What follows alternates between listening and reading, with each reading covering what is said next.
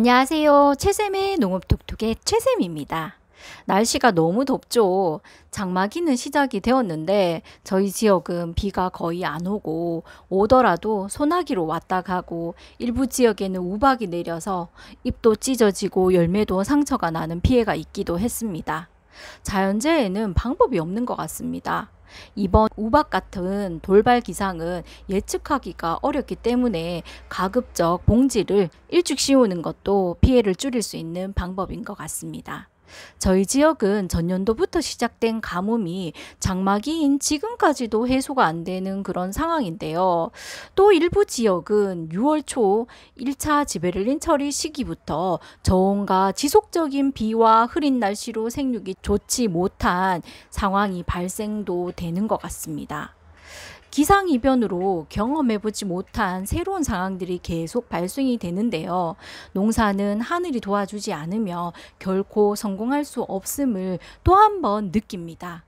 오늘은 올해 심은 1년차 샤인의 주지 유인 방법과 적심 시기를 말씀드리려고 합니다.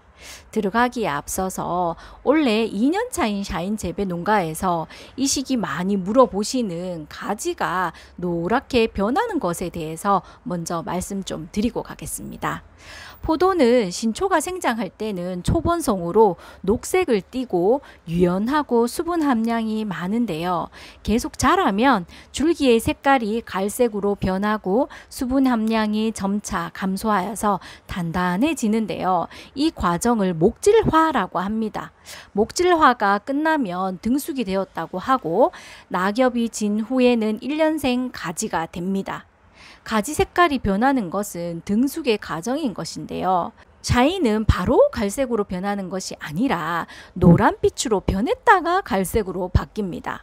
노란 가지를 처음 경험하시는 분은 병이 들거나 큰 문제가 있는 것으로 느껴져서 놀라기도 합니다만 정상적인 과정이기 때문에 안심하셔도 됩니다.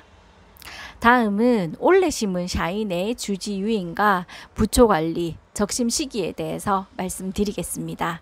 벌써 유인하신 분들도 많을 것 같습니다만 안 하신 분들은 참고하시기 바랍니다. 먼저 처음 하시는 분들은 용어부터 생소해서 무슨 말인지 잘 이해가 안 되는 경우가 많아서 용어부터 말씀드리겠습니다. 주가는 T자 밑부분을 말하고 주지는 앞으로 열매를 달 가지들을 뺄 원줄기를 말합니다. 부초는 올해 나온 가지의 겨드랑이 눈에서 나오는 새 가지를 부초라고 합니다. 여러분들 묘목을 심을 때 수형을 기역자로 할 것인지 T자로 할 것인지 계획은 다 하고 심으셨겠죠?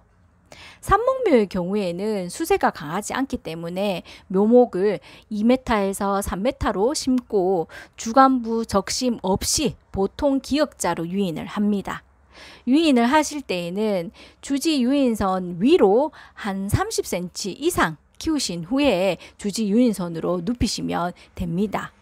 주지 유인선만큼 컸다고 바로 눕히게 되면은 아직 절간이 자라는 중이라서 나중에 굽힌 부분이 불룩해질 수도 있고 바로 눕히면 세력이 떨어져서 잘 자라지 않을 수 있어서 주지 유인선 위로 30cm 이상 자랐을 때 유인하시고 끝쪽은 묶지 않는 것이 좋습니다.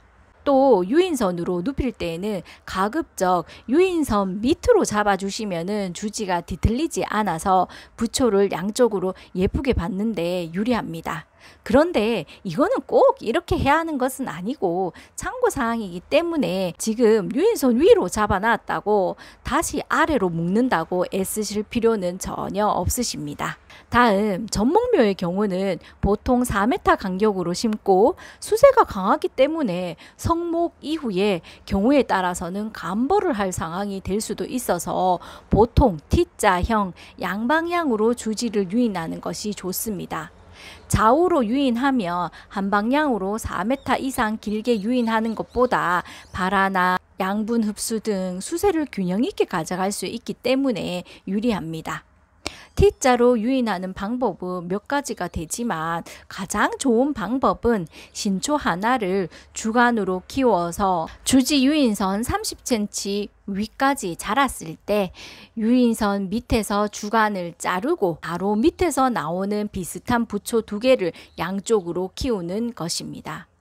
다른 방법으로는 주간부 신초를 적심 없이 그대로 눕혀서 주지로 쓰고 그 신초에서 나오는 부초를 반대쪽으로 눕힐 수도 있으나 이 경우는 양쪽 주지의 세력이 7:3이나 6:4 등 차이가 커서 시간이 지날수록 수세가 불균형이 되어서 재배 관리가 어려울 수 있기 때문에 추천드리지 않습니다.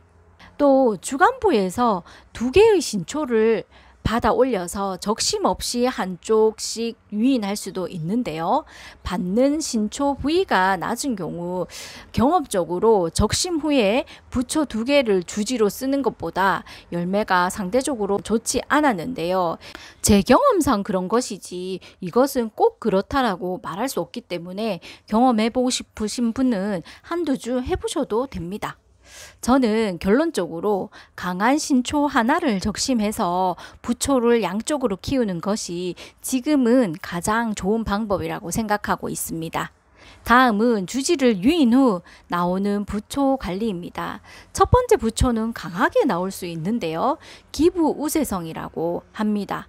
주지의 아래쪽일수록 세력이 강해지기 쉬운 성질을 말합니다.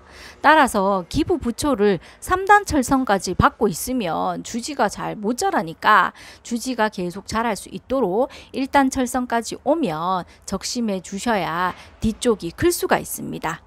이후 나오는 부초는 8월 초까지 그냥 받으시고 주지도 8월 초까지만 키우시고 8월 초부터 새로 나오는 끝수는 계속 적심해 주시면 되겠습니다.